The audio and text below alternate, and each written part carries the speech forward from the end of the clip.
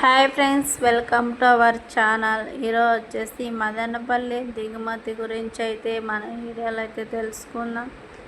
Please video అయితే చివరి వరకు అయితే చూడండి, మీకు అర్థమవుతుంది. మధ్యలో చేశారంటే మీకు అర్థమైతే కాదు. ఈరోజు వచ్చేసి 10వ తేదీ 6వ నెల 2025 మంగళవారం. ఈ మదనపల్లి మార్కెట్ దిగుమతి వచ్చేసరికి అన్ని మండీలకి అయితే భారీగానే స్టాక్ అయితే దిగుమతి అయింది.